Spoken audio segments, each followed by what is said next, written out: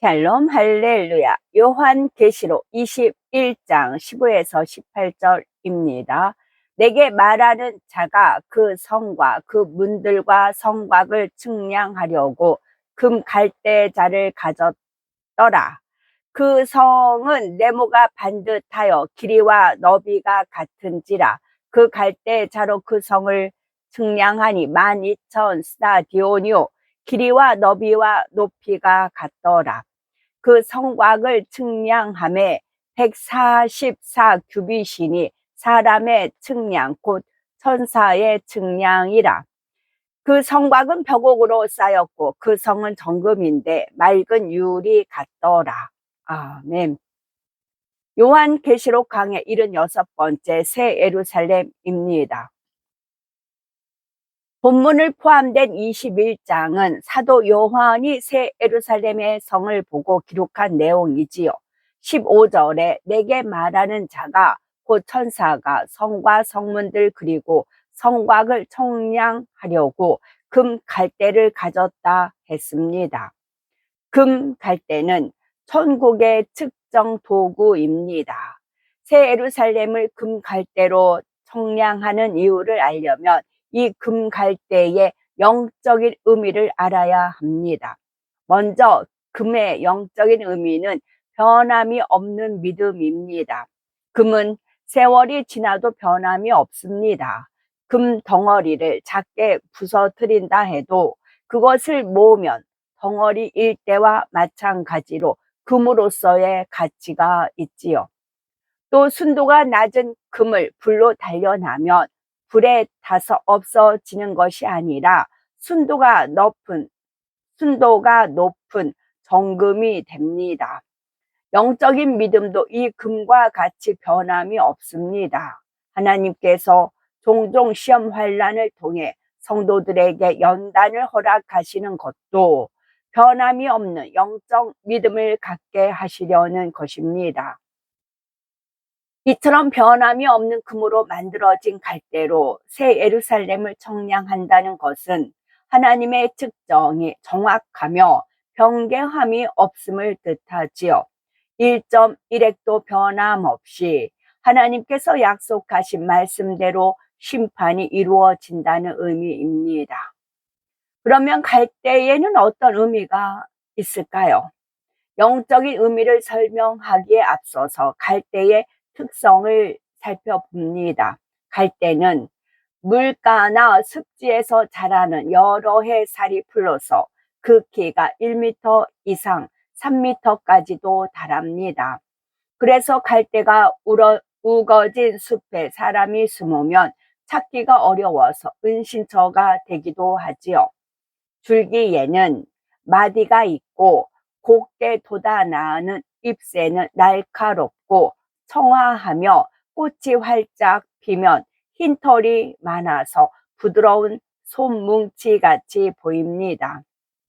바람에 흔들리는 모습은 연약해 보이지만 사실은 아주 단단히 뿌리를 내리고 있지요.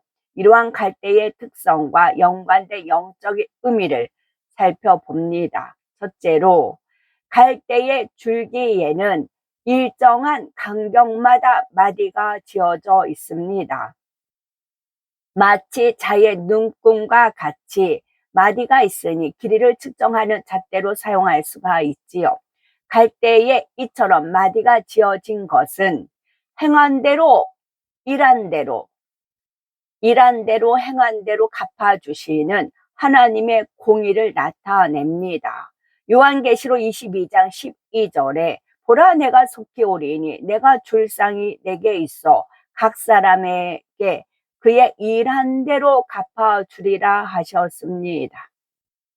요한계시록 2장 23절 후반절에는 내가 너희 각 사람의 행위대로 갚아주리라 하시었지요. 갈대가 자라면서 마디마디가 더해지듯이 각 사람의 믿음이 자라고 행함이 쌓이는 대로 각각 천국의 처소와 상급이 결정이 됩니다. 그리고 그 분량이 합당하게 채워질 때라야 새 예루살렘에 들어갈 수가 있지요. 이 믿음과 행함을 측정할 때 대략적으로 하시는 것이 아니라 철저한 공의에 따라 엄밀한 측정 기준이 있습니다. 앞에서 이 갈대가 금으로 된 것은 변치 않는 금처럼 하나님의 측정이 정확하고 변개함 없기 때문이라 했습니다. 이와 비슷하게 갈대의 마디에 담긴 의미도 성경에 기록된 약속의 말씀은 변함이 없고 틀림이 없음을 나타내지요. 1.1에 더하거나 빼지 않고 그대로 적용이 됩니다. 예를 들어서 마태복음 7장 21절에 나더러 주여 주여 하는 자마다 천국에 다 들어갈 것이 아니요 다만 하늘에 계신 내 아버지의 뜻대로 행하는 자라야 들어가리라 하시었지요. 이 말씀은 반드시 그대로 이루어집니다. 아무리 교회에 다닌다 해도 하나님의 말씀대로 살지 않으면 천국에 들어가지 못하는 것입니다. 세상과 짝하고 불의와 불법 속에 살면서 주여 주여 부른다 해도 소용이 없지요. 또 마태복음 18장에는 어린아이가 되지 않으면 천국에 들어갈 수 없다라고 하셨습니다. 육으로 보면 이미 장성한 우리가 다시 서너 살 먹은 아이로 돌아갈 수는 없지요. 그러나 성경에 그렇게 말씀하신 이상은 반드시 어린아이가 되어야 구원을 받습니다. 그렇기 때문에 우리가 천국에 가려면 이 말씀의 영적인 의미를 알아서 영적으로 어린아이가 되어야 하지요. 이처럼 변함이 없는 말씀으로 믿음과 행함을 청량하시되 금갈대로 청량하여 합당한 자가 들어가는 곳이 바로 새 예루살렘 성입니다. 영적인 어린아이 특징은 세 가지가 있습니다. 단순하고 순수하고 교만하지 않습니다. 단순하고 순수하고 교만하지 않습니다. 둘째로, 그러니까 영적 어린아이와 같지 않으면 천국에 들어갈 수 없다 했어. 그럼 내가 어린아이가 되고 싶어요. 그러면 아버지 하나님께 구해야 돼요. 내가 영적인 어린아이가 되게 해주세요라고 구해야 주시거든요. 근데 그 영적인 어린아이의 특징은 단순하고 순수하고 교만하지 않다. 그러면 아버지 하나님, 제가 영적인 어린아이가 돼서 천국에 들어가고 싶어요. 단순하고 순수하고 교만하지 않게 해주세요 라고 기도를 하면, 일단 교만은 내가 무엇인가 교만을 아버지 하나님께서 드러나게 하십니다. 그래야 그걸 버릴 수가 있는 거지요. 그리고 순수하지 않고 자기 계산 속에 있고 뭐 어떤 걸도 순수하게 받아들이면 좋잖아요. 하나님 말씀도 순수하게 받아들이면 좋잖아요. 근데 그렇게 받아들이지 않아요. 그러면 그런 부분도 하나님 아버지께서 체크를 해주세요. 왜냐하면 기도가 올라갔잖아요. 그에 응답을 주잖아요. 단순한 것도 마찬가지. 하나님 말씀 이렇게 해라 하면 단순하게 그렇게 하면 됩니다. 근데 복잡해요. 이리 따지고 저리 따지고 막 그래요. 그러면 영적 어린아이가 안 되는 겁니다. 그래서 영적인 어린아이는 단순하고 순수하고 교만하지 않고 그렇게 해달라고 구하시면 말씀대로 이루어집니다. 제가 왜냐면 이걸 아버지 하나님께서 깨우침을 주신 거예요. 네가 얼마나 단순하고 순수하고 교만하지 않기를 나한테 얼마나 기도하였느냐. 그래서 그 응답이다. 그러셨던 겁니다.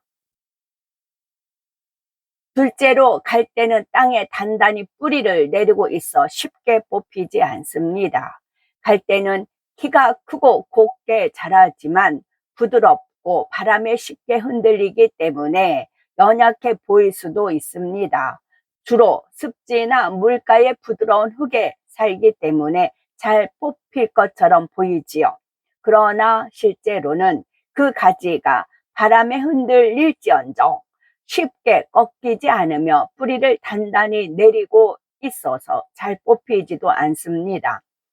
벼 같은 것은 태풍이 한번 쓸고 지나가면 쓰러지기 쉽지요. 그런데 갈대는 늘 물가에서 바람에 흔들리지만 태풍이 휩쓸고 지나간 자리에도 여전히 그대로 남아 있는 것을 볼 수가 있지요. 세상 사람들은 갈대의 부드러운 면만 보고 지저없고 변개하는 사람의 마음을 갈대에 비유하기도 합니다. 그러나 하나님께서는 부드러우나 단단히 뿌리 내리고 잘 꺾이지 않는 갈대의 좋은 점을 높이 평가하시는 것이지요. 저도 갈대를 엄청 좋아했거든요. 갈대만 보면 그렇게 좋았어요. 그냥 갈대만 보면 좋았어요. 그러다가 이 영적 의미를 이제 알고 나서는 왜 좋아했는가 알았지요. 이러한 갈대의 특성은 이스라엘 민족과도 유사합니다. 이스라엘은 국토의 면적도 좁고 환경도 자원도 열악하며 강수량도 적지요. 인구도 얼마 되지 않고 주변은 온통 적대국으로 둘러싸여서 항상 위협을 받고 있습니다. 주변 나라들이 마음 먹고 연합해서 공격하면 당장이라도 망할 것 같은데 현실을 보면 그렇지가 않습니다. 이는 그 신앙의 뿌리가 든든하기 때문이지요.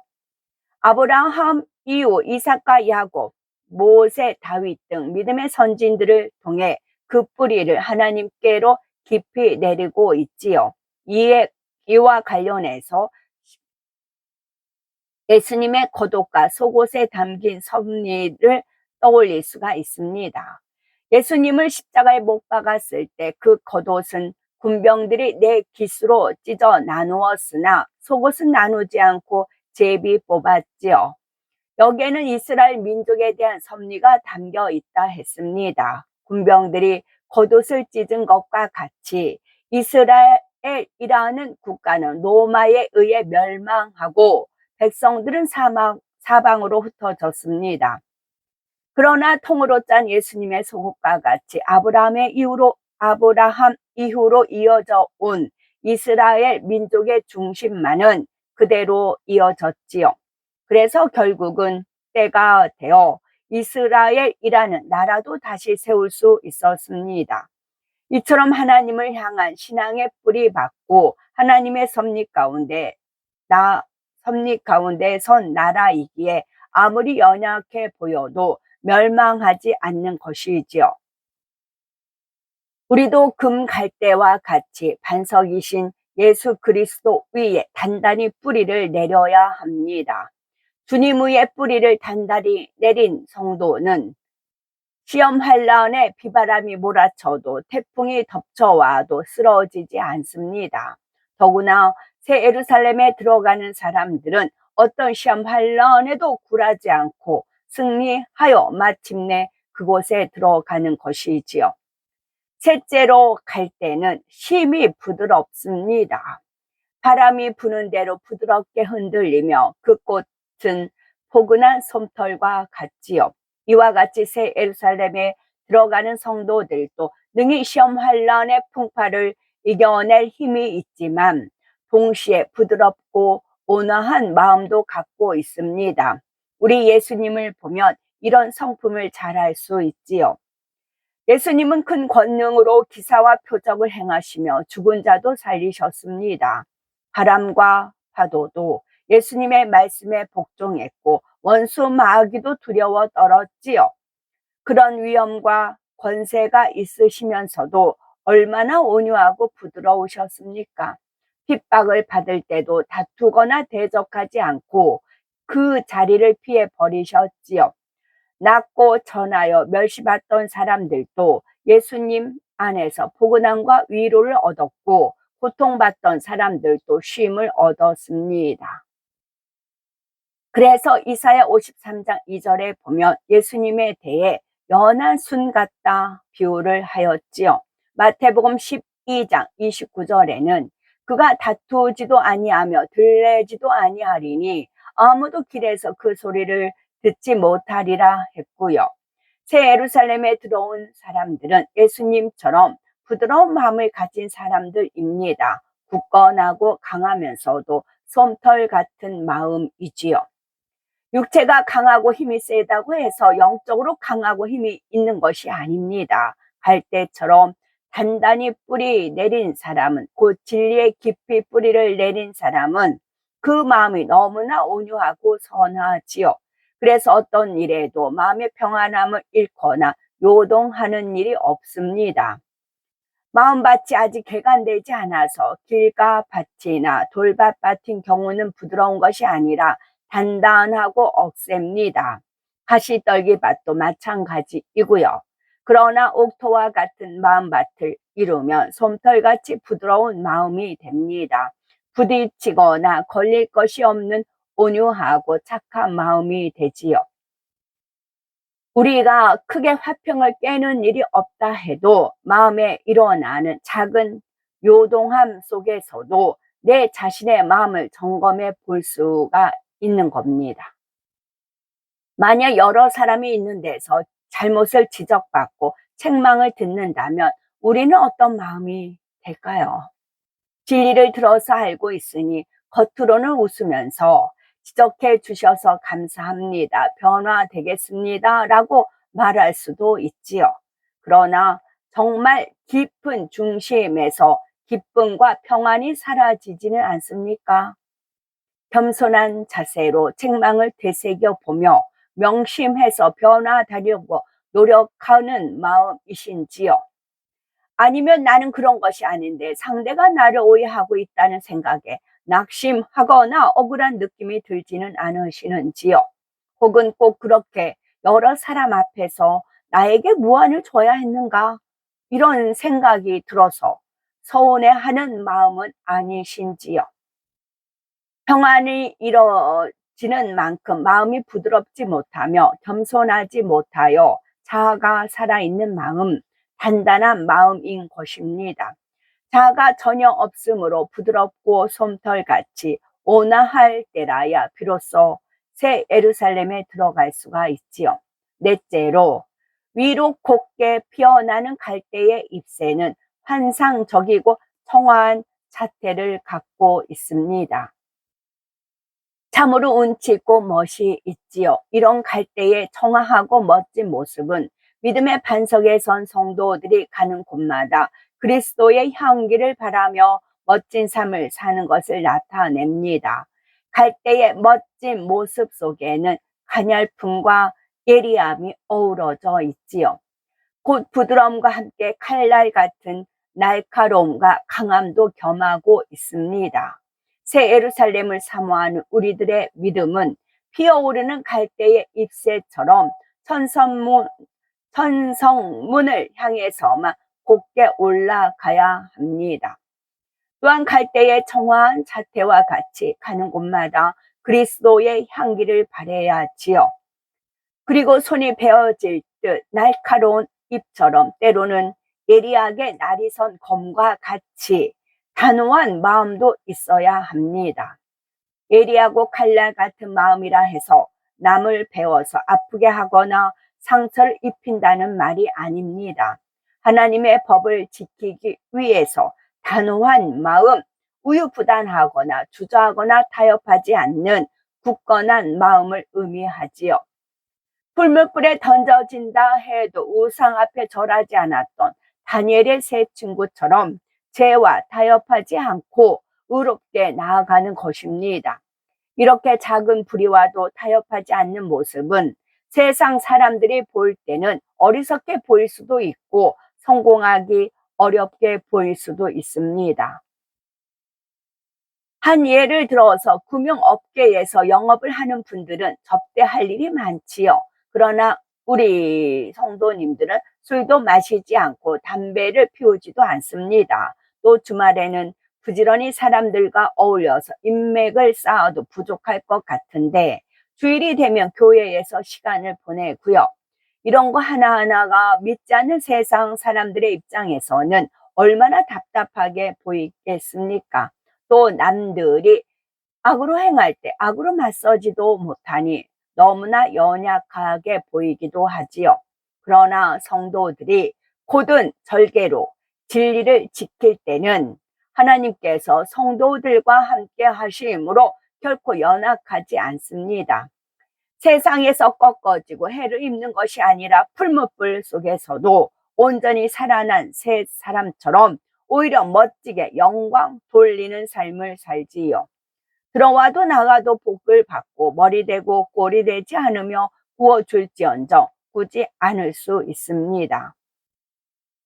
그런데 종종 보면은 믿는다 하면서도 원수마귀 사단의 송사를 받고 어려운 삶을 사는 사람들이 있지요.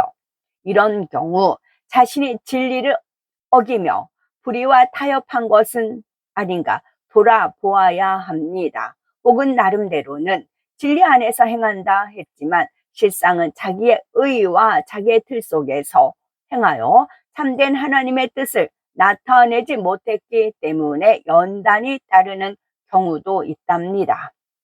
성령의 역사 속에서 진리를 굳게 지키며 바른 신앙생활을 할 때는 결코 연약하지 않으며 범사에 영광 돌리는 신앙생활을 할 수가 있습니다.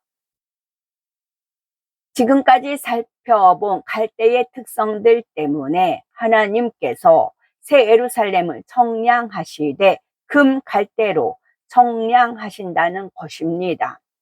이어지는 16, 17절에 그 성은 네모가 반듯하여 장광이 같은지라 그 갈대로 그 성을 청량하니 12,000 스타디온이요 장과 광과 고가 같더라.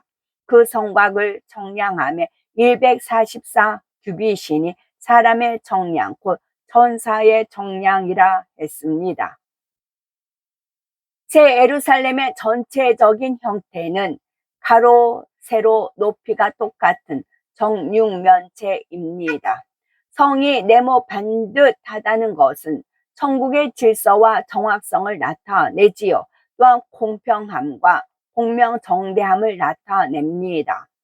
새 예루살렘에는 12개의 문이 있는데 성벽이 한 면마다 똑같이 3개씩 있고요. 이는 전 세계 어느 곳에서도 누구나 금갈대의 측정에 합하기만 하면 공평하게 새 예루살렘에 들어갈 수 있다는 의미입니다. 성의 모양이 네모 반듯하다 해서 성 안의 모든 구조가 직선으로만 된 것은 아닙니다. 여러 가지 형태의 곡선도 있으며 아름답고 아기자기하게 꾸며져 있지요. 사람의 마음이 다양하고 취향도 다 각각이기에 집안을 꾸민다 해도 각자 마음에 맞는 모양이 다릅니다.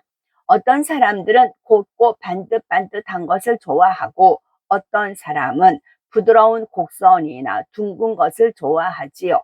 그래서 하나님께서도 성 안에 있는 집들을 그곳에 들어가게 되는 성도들의 취향대로 다양하게 꾸며주시는 것입니다.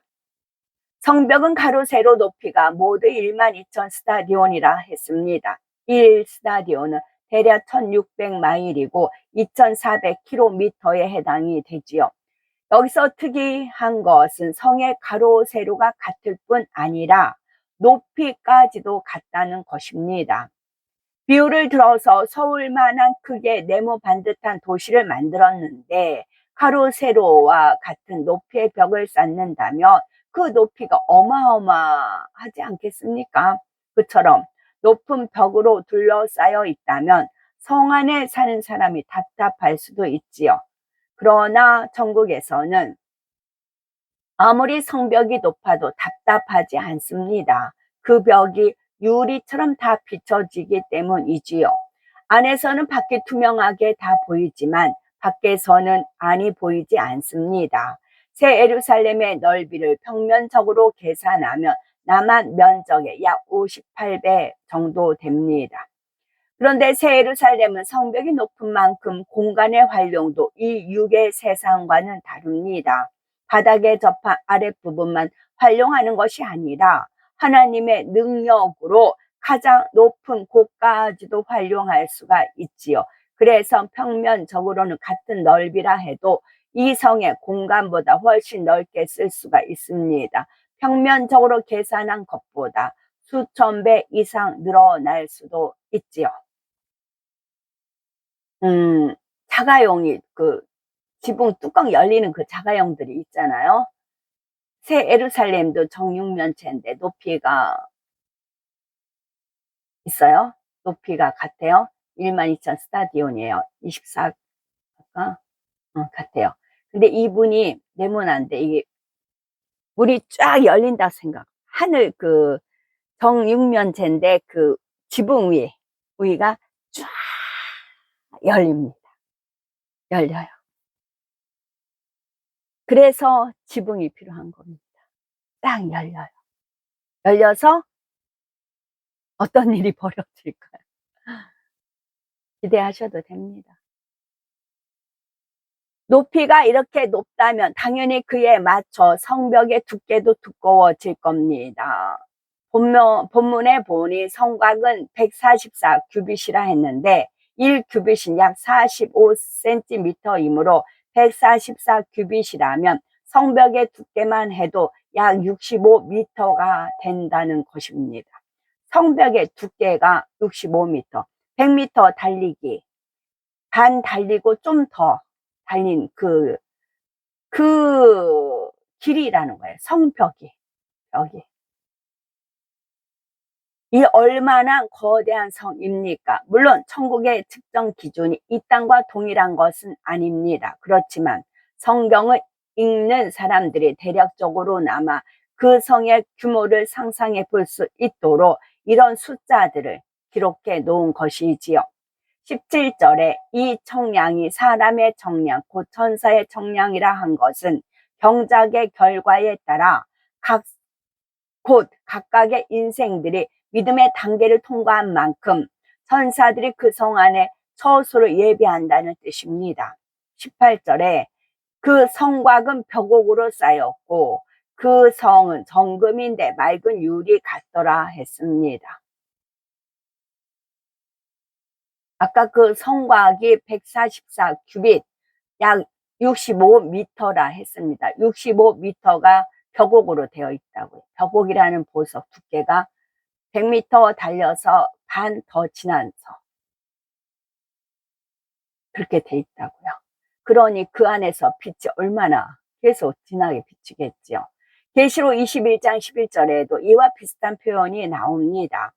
그 성의 빛이 지극히 귀한 보석 같고 벽옥과 수정같이 맑더라. 새 예루살렘의 성곽은 외성과 내성의 이중 구조입니다. 외성과 내성은 서로 떨어져 있는 것이 아니라 마치 종이 두 장이 겹쳐진 것 같이 되어 있지요. 그래서 성 밖에서 성벽을 보면 벽옥으로 쌓여 있고 안에서 보면은 정금으로 만들어져 있습니다. 벽옥과 정금을 밋밋하게 쌓아 올린 것이 아니라 아름다운 조각과 문양들로 화려하게 장식되어 있습니다. 천국의 여러 가지 보석에는 다 각각 하나님께서 부여하신 영적인 의미가 있지요. 그 빛깔과 보석의 이름들이 결합하여 각각의 보석의 위엄과 자랑을 나타냅니다. 벽옥의 영적인 의미는 믿음입니다. 이는 곧 믿음의 빛깔을 내는 보석이 천국의 벽옥이라는 말이지요. 새 예루살렘은 영적인 믿음이 있어야만 들어갈 수 있는 성이기에 벽옥으로 성곽을 쌓은 것입니다. 금도 영적으로 믿음을 상징한다 했는데 본문에 나오는 정금에는 소망이라는 의미가 담겨 있습니다. 믿음이 있기 때문에 천국 소망을 가질 수 있고 이 땅에서 열심히 신앙생활을 할 수 있지요. 그 소망으로 인해 신앙생활하면서 영적으로 쌓아가는 모든 행함이 천국의 집과 상급으로 쌓이는 것입니다. 새 예루살렘의 공간은 너무나 넓지만 그 안에 들어가는 수는 구원받은 전체의 수에 비하면 너무나 적습니다. 구약 성경에 나오는 인물들을 살펴보아도 엘리야, 에노, 모세, 다윗, 사무엘, 다니엘 세 친구, 에스더, 룻 등 그리 많은 수가 아닙니다.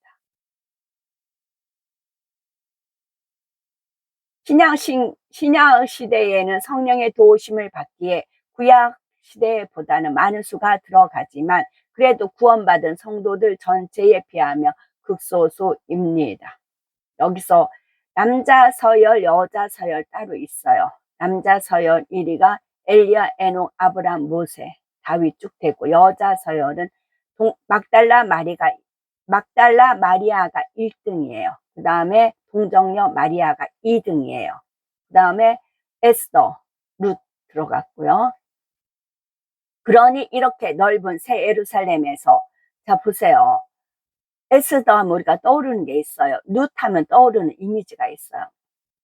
그리고 엘리야 떠오르는 이미지, 에녹, 아브람, 모세, 다윗, 사무엘, 다니엘과 세 친구들, 그 다음에 에스더, 룻, 막달라 마리아, 동정녀 마리아, 그 이미지들이 있어요.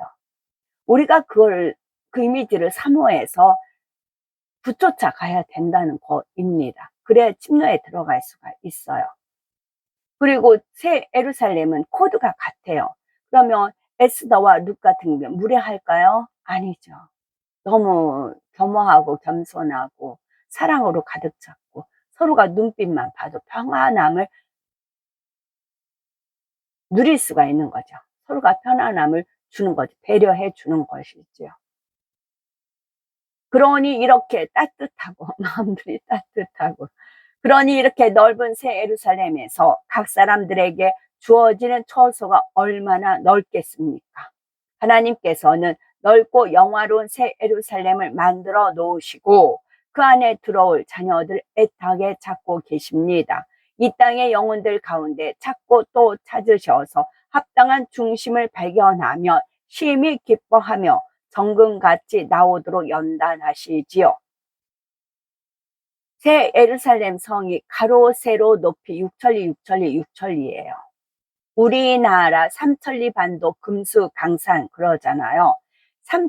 남북 합한 우리나라의 2배예요. 2배의 가로 세로 높이예요. 거기에 그 성이 새 예루살렘 성이고 그 나머지가 3천층께 나눠지는데 그 안에는 아무나 들어가는 것이 아니고 아까 엘리야, 에녹 쭉 그 에스더, 룻과 같은 그런 믿음을 행함을 인 사람에 한해서 들어가는 성입니다. 그 사람들한테 배분이 되고요. 그러니 어마어마하지요. 한 사람이 주어지는 땅이 어마어마하고 집이 어마어마하다고요. 우리가 이 땅에 100년 살아요. 100년 동안 투자를 하시라고요. 지금 얼마 남았을지 모르지만 그 남은 시간이라도 천국은 침노를 당한다고 되어 있어요. 침노하는 게 믿음입니다. 그리고 이제 후퇴하지 말고 전진만 해서 성결이 우선이에요. 성결. 아까 이거 읽어본 엘리야, 에녹, 아브라함, 모세, 다윗, 사무엘, 다니엘 세 친구, 에스더, 룻 이분들이 성결 안 됐을까요? 악은 모양이라도 버렸지요. 그랬을 때 주어진다고요. 누구나 침노하시라고요. 누구나. 그래서 마음껏 하나님께 영광 돌리게 하고 그 믿음의 행함대로 새 예루살렘 안에 집과 상급을 예비해 주십니다. 세상 재료와 비할 수 없는 화려하고 아름다운 집과 상상조차 하기 어려운 황홀한 삶을 누리게 하심으로 모든 눈물을 씻겨 주시고 위로해 주십니다. 하루하루 손꼽아 그날의 기쁨을 기대하면서 우리는 오늘도 하나님께서는 세상의 재료로 새 예루살렘을 만들어 가시지요. 인간 경작의 오랜 세월 동안 애태우며 인내하신 하나님의 마음을 우리는 기쁘게 해드릴 수 있어야 되겠고 이 땅의 남은 날들을 지혜롭게 활용하여 새 예루살렘의 넓은 터 안에 아름다운 집을 짓는 복되고 아름답고 거룩하신 우리가 되셨으면 좋겠습니다. 아멘. 샬롬.